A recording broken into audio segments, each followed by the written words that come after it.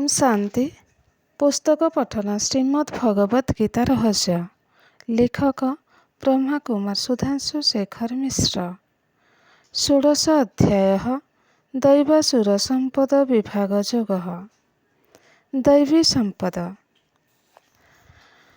ଅଭୟଂ ସତ ସଂଶୋଧି ଜ୍ଞାନ ଯୋଗ ବ୍ୟବସ୍ଥିତିଃ ଦାନଂ ଦମଶ୍ଚ ଯଜ୍ଞଶ୍ଚ ସ୍ୱାଧ୍ୟାୟସ୍ତପହାର୍ଜବଂ ଅହିଂସା ସତ୍ୟମ କ୍ରୋଧ ତ୍ୟାଗଃ ଶାନ୍ତିରପୈଶୁନଂ ଦୟା ଭୂତେଷ ଲୋଲୁପ୍ତଂ ମାର୍ଦବଂ ଭ୍ରୀରଚାପଳଂ ତେଜଃ କ୍ଷମା ଧୃତିଃ ଶୌଚୋ ମଦ୍ରୋହୋ ନତିମାନିତା ଭବନ୍ତି ସମ୍ପଦଂ ଦୈବୀମଭିଜାତସ୍ୟ ଭାରତ।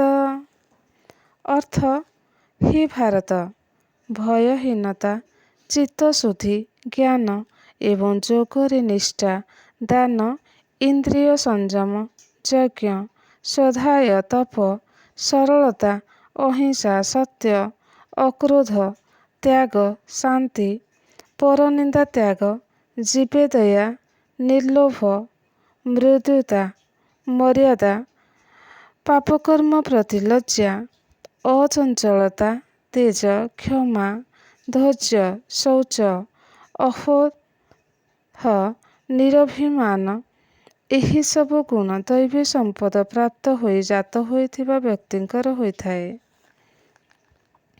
ବ୍ୟାଖ୍ୟା। ଅଭୟମ୍ ପ୍ରିୟ ବସ୍ତୁର ବିୟୋଗ ଓ ଅପ୍ରିୟ ବସ୍ତୁର ପ୍ରାପ୍ତି ଆଶଙ୍କା ହେତୁ ମନରେ ଯେଉଁ ଉଦ୍ବେଗ ଜାତ ହୁଏ ତାକୁ ଭୟ କୁହାଯାଏ।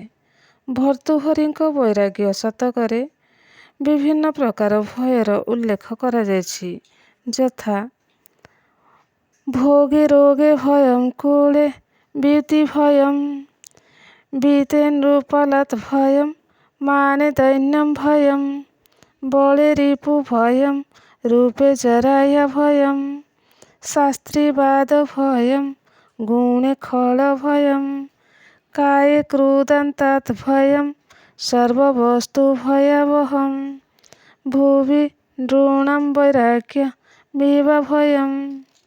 ଅର୍ଥାତ୍ ରୋଗୀ ବ୍ୟକ୍ତିର ରୋଗରେ ଭୟ, ଉଚ୍ଚକୁଳରେ ଜନ୍ମିତ ବ୍ୟକ୍ତିର ପତିତ ହେବାର ଭୟ, ଧନୀର ରାଜଭୟ, ମାନିର ହୀନତା ଭୟ, ବଳଶାଳୀର ଶତ୍ରୁ ଭୟ, ସୁନ୍ଦରୀର ବାର୍ଦ୍ଧକ୍ୟ ଭୟ, ଶାସ୍ତ୍ରବିତ୍ର ତର୍କରେ ଭୟ, ଗୁଣୀ ପାଇଁ ଦୁର୍ଜନଙ୍କ ଭୟ ଓ ଦେହାଭିମାନୀ ପାଇଁ ମୃତ୍ୟୁ ଭୟ। ଏହିପରି ସଂସାର ସହିତ ସମ୍ବନ୍ଧିତ ପ୍ରତ୍ୟେକ ବସ୍ତୁ ଭୟାବହ। କେବଳ ବୈରାଗ୍ୟ ମନୁଷ୍ୟକୁ ଅଭୟ ପ୍ରଦାନ କରେ। ଉପଯୁକ୍ତ ଶ୍ଲୋକରୁ ଏ କଥା ସ୍ପଷ୍ଟ ହୁଏ ଯେ ସଂସାର ପ୍ରତି ଆସକ୍ତି ମନୁଷ୍ୟ ମନରେ ଇଷ୍ଟାନିଷ୍ଟ ଜନିତ ଉଦ୍ବେଗ ଜାତ କରାଏ। ଯେଉଁ ମନୁଷ୍ୟ ଦୈବୀ ସମ୍ପଦ ଯୁକ୍ତ, ସିଏ ଦୁଃଖରେ କାତର ଓ ସୁଖରେ ଅଧୀର ହୁଅନ୍ତି ନାହିଁ। ସେ ସର୍ବଦା ସବୁ ସ୍ଥିତିରେ ସମଚିତ ରହୁଥିବାରୁ ତାଙ୍କୁ କୌଣସି ପ୍ରକାର ଭୟ ବିଚଳିତ କରେ ନାହିଁ। ଏହିପରି ଭୟହୀନତାର ନାମ ଏଠାରେ ଅଭୟ। ଭୟ ଏକ ସୂକ୍ଷ୍ମ ମନୋବିକାର ଯାହା ମନୁଷ୍ୟର ମନକୁ ଦୁର୍ବଳ କରିଦିଏ। ସାଧାରଣ ଲୋକ ଜ୍ଞାନଯୋଗ ମାର୍ଗରେ ଚାଲିବାକୁ ଭୟ କରନ୍ତି, କାରଣ ସେମାନେ ଭାବନ୍ତି ଯେ ଏହି ମାର୍ଗରେ ଚାଲିଲେ ସେମାନଙ୍କୁ କାମକ୍ରୋଧାଦି ବିକାର ତ୍ୟାଗ କରିବାକୁ ପଡ଼ିବ, ବିଭିନ୍ନ ପ୍ରକାର ଦୁର୍ବ୍ୟସନ ତ୍ୟାଗ କରିବାକୁ ପଡ଼ିବ, ସାଙ୍ଗସାଥୀମାନେ ଉପହାସ କରିବେ, ଜ୍ଞାତି କୁଟୁମ୍ବ ଲୋକେ ବିରୋଧ କରିବେ, ବ୍ୟବସାୟରେ ଅସତ୍ ଉପାୟ ଅବଲମ୍ବନ କରିହେବ ନାହିଁ ଇତ୍ୟାଦି। ଏହି କାପୁରୁଷତା ମନୁଷ୍ୟକୁ ଈଶ୍ୱର ପ୍ରାପ୍ତିରୁ ବଞ୍ଚିତ କରାଏ।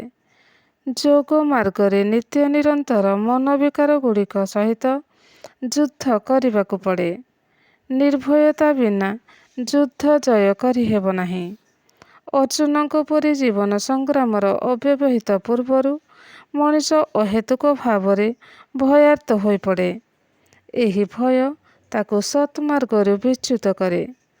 ଏହିପରି ବ୍ୟକ୍ତିମାନଙ୍କୁ ଗୀତା କ୍ଳୀବ ବୋଲି ଅଭିହିତ କରିଛି। ଏହା କ୍ଷୁଦ୍ର ହୃଦୟର ଦୁର୍ବଳତା ମାତ୍ର।